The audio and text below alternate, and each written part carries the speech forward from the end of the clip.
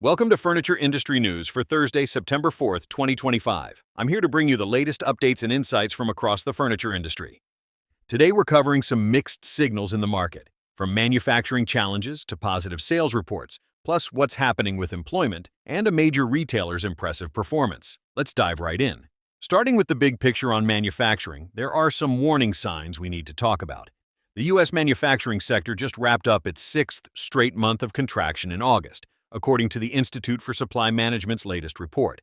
The manufacturing PMI came in at 48.7%, which is up slightly from July's 48%, but remember, anything below 50% means the sector is still shrinking. What's particularly concerning for our industry is that furniture and related products was specifically listed among the 10 industries reporting overall contraction. Now, it wasn't all bad news in the report. New orders for furniture actually returned to growth at 51.4%. Jumping up more than 4 points from July. That's encouraging because it suggests demand is still there. But here's the catch. Production fell to 47.8%, meaning we're seeing contraction in actual manufacturing output. The employment picture in furniture manufacturing also remains challenging, with the employment index at just 43.8%. And if you're dealing with suppliers, you might have noticed deliveries slowing down. The Supplier Deliveries Index hit 51.3%, which signals those delays many of you have probably been experiencing firsthand.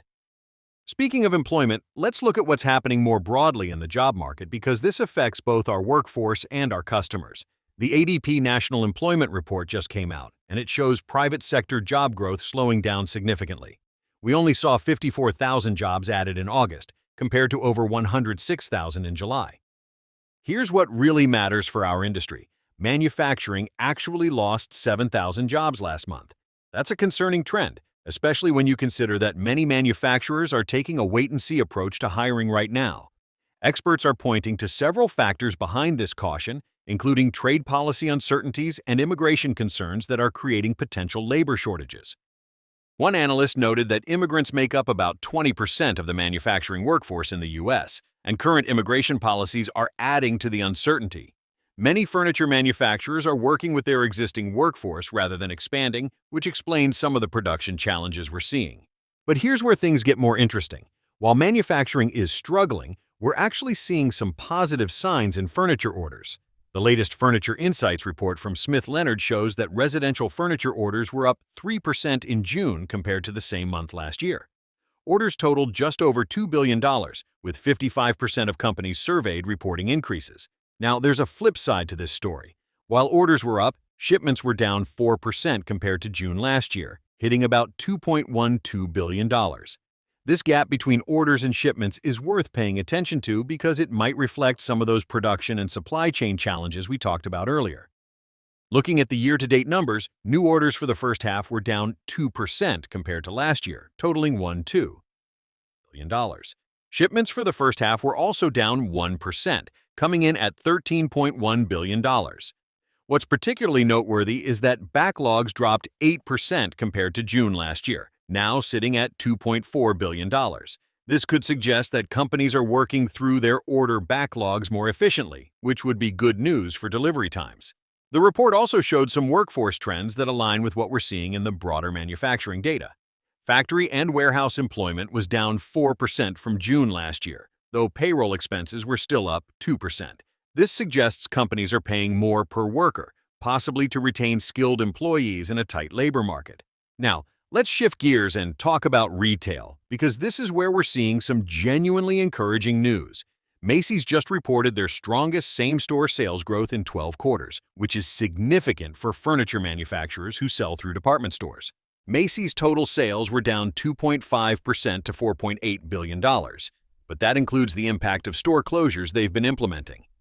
When you look at comparable sales, stores that have been open, they were up 0.8% on an owned basis, and nearly 2% when you include licensed and marketplace sales.